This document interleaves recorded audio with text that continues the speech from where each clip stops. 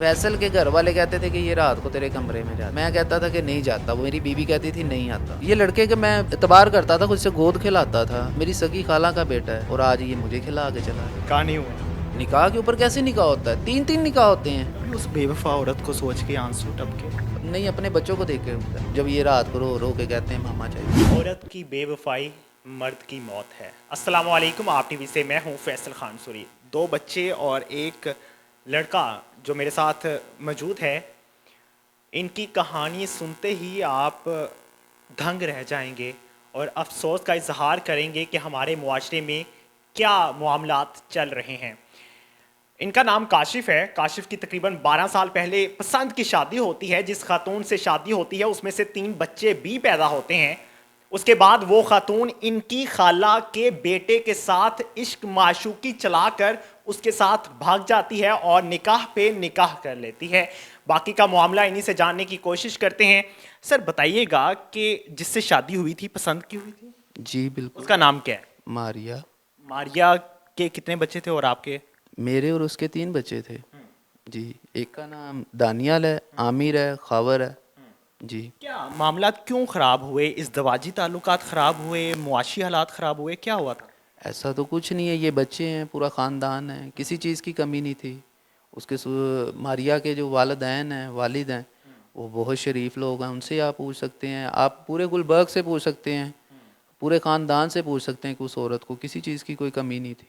उसकी हर मारिया के किसके साथ नाजायज़ ताल्लुकात थे? वो मेरा खाला का बेटा था, वो माँ कहता था उसे सर पे हाथ रख के। मारिया के जिसके साथ नाजायज़ ताल्लुकात थे उसका नाम क्या था? फैसल। फैसल क्या काम करता था? वो एक मज़दूर है, 25,000 सैलरी है उसकी। तो वो मारिया को माँ कहा करता था? जी बिल्कुल कहा करता था, ये मेरे बच्चे हैं, इनसे पूछ लें। तो फिर किस तरह से लिंक हुई वो उसके साथ? ये मैं नहीं इस चीज़ को जानता, वो उसे भाई कहती थी, वो उसे माँ कहता था। इसने, ये लड़के के मैं इतबार करता था, खुद से गोद खिलाता था, अच्छा। मेरी सगी खाला का बेटा है, और आज ये मुझे खिला के चला गया। किस तरह से मामला खराब हुए? किस तरह से वो उसकी तरफ अट्रैक्ट हुए? ये मैं नहीं जानता, यही था कि कभी आपने रंगे हाथों पकड़ा? नहीं, कभी नहीं पकड़ा। कभी आपके घर आया वो? घर तो जाहिर सी बात है, जॉइंट घर था जब मैं रहता था इनके साथ। अच्छा। तो इनका सामने कमरा इनका था, साइड साइड पे मेरा था, रेंट पे रहते थे हम। ये था मामला। कभी वो आपके कमरे में आया हो या आपको पता चला हो? बैठा होता था, भाभी, बाजी, भाई, यही वर्ड चल रहे होते थे। तो किस तरह से आपको पता चला कि उसने निकाह कर लिया उसके साथ? जी, ये इन्होंने पहले एक मेरे साथ तम ड्रामा लगाया, फ़ोन पे व्हाट्सएप पे ऐसे बातें करते रहे। अच्छा। बाद में इन्होंने कहा जी वो प्रेम की है, ठीक है। वो बाद में कुछ अरसे के बाद वो सामने शो हुआ, तो वो निकाहनामा जी ले आया। मारिया एक रात गई है, कहती मैं अपनी सहेली के घर रही हूँ, सुबह के टाइम खुद ही वापस आ गई है।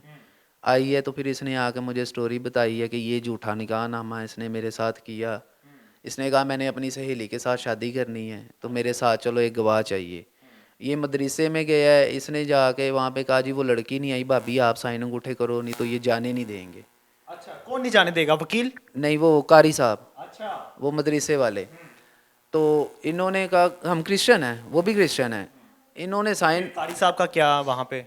वो लड़की मुस्लिम थी जिससे इसने शादी करनी थी, लड़के ने।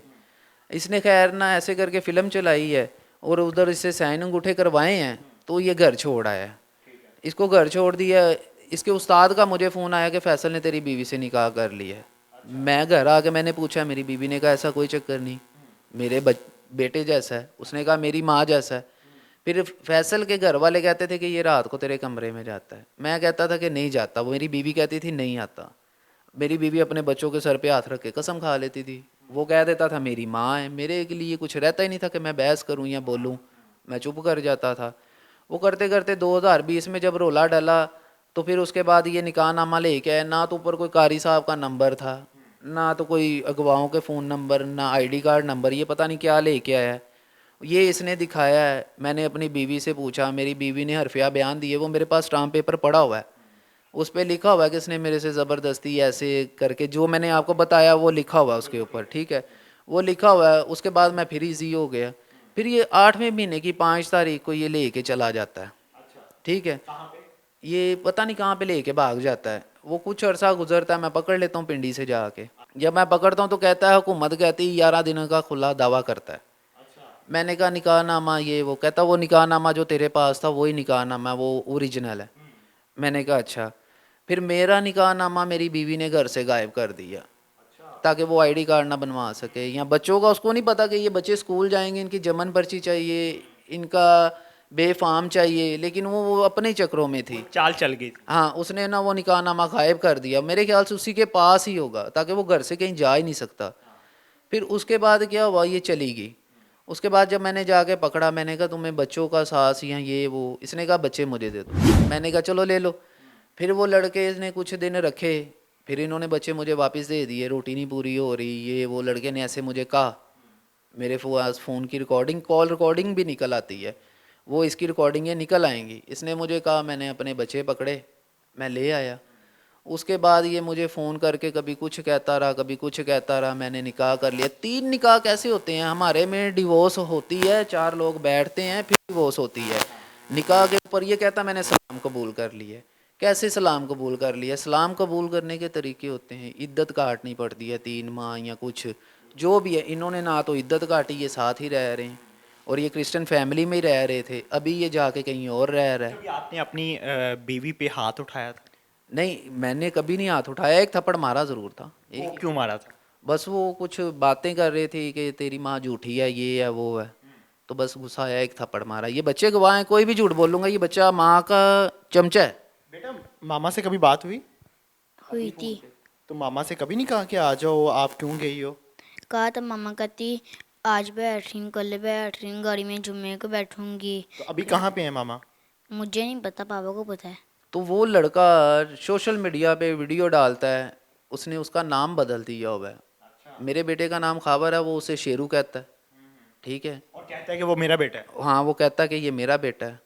जाहिर सी बात है, देखें, अगर वो कहता है तो उसने उसे रखा है ना, उसे क्यों रखा है? देखें, ये 2 छोड़ सकते हैं तो वो कल को मेरा बच्चा है, वो मैं परवरिश कर सकता हूँ, मैं रख सकता हूँ इनको। मैंने ये 2 रखे हुए हैं ना। क्या इनके आपने देखे हैं जूती कपड़े गंदे हैं? क्या कुछ इनको कुछ लग रहा है कि ये बच्चे सही नहीं रखे हुए मैंने? लेकिन वो उसने क्यों किया? अपनी औलाद को ऐसे कौन रोलता है? अभी आप क्या चाहते हैं, डिमांड क्या है? मैं तो यही कहूँगा कि इनके ऊपर आ जाए इनकी माँ, ताकि इनको माँ नहीं मिलेगी, मुझे बीवी मिल जाएगी। अभी भी आप बेवफा औरत के साथ रह लेंगे? वो बात पता क्या, इनको माँ नहीं मिलेगी, मुझे तो बीवी मिल जाएगी। लेकिन मैं जब जाऊँगा घर से बाहर होऊंगा, जो इनके साथ होगा, जाहिर सी बात है जो मेरे साथ रहेगी ना, मुझे उसकी बात माननी पड़ेगी। इनके साथ डबल गलत हो जाएगा। अब वो पता नहीं कि कौन से कानून के तरीके से रह रही है या वो कैसे रह रही है। मेरे ख्याल से तो जना ही कर रही है, अगर रह रही है तो। निकाह नहीं हुआ?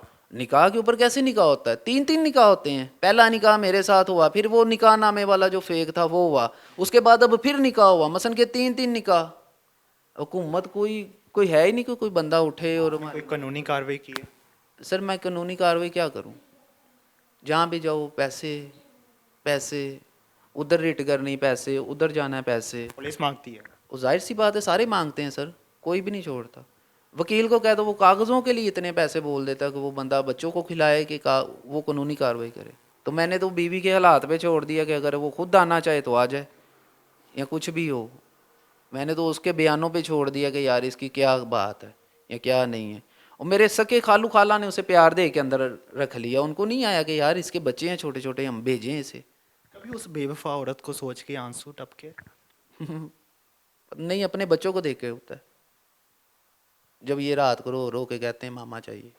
मैं हैरान हूँ आजकल की औरतों के हवाले से सुन के कि किस तरह से वो बच्चे पैदा करके छोड़ जाती हैं और अपने शौहरों को छोड़ के और फिर किसी और के साथ भाग जाती हैं।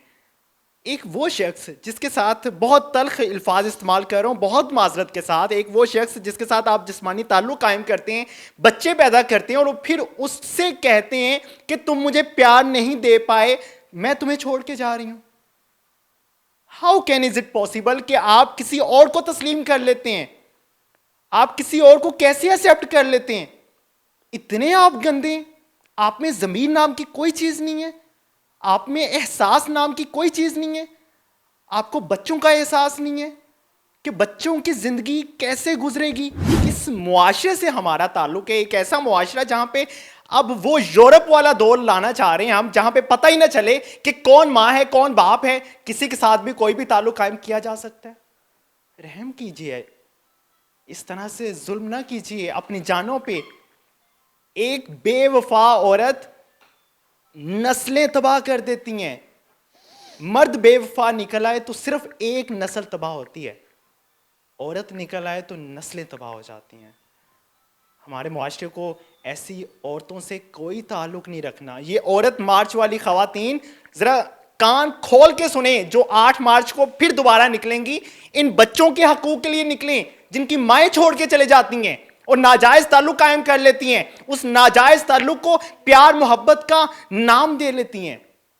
नहीं चाहिए ऐसी खवातीन हमें। ये खवातीन हमारे मुआशरे के लिए धब्बा हैं। रहम करें इस मुआशरे पे। मैं उम्मीद करता हूं कि इनको इंसाफ दिलाया जाएगा और जो इनका बच्चा लेकर गई है वो इनको दिलाया जाएगा, क्योंकि उस बच्चे को भी खतरा है कि कहीं मेरी मां आगे कहीं और इश्क माशूकी ना चला ले और मेरी जिंदगी तबाह ना कर दे। इसी के साथ इजाजत चाहूंगा। अल्लाह ने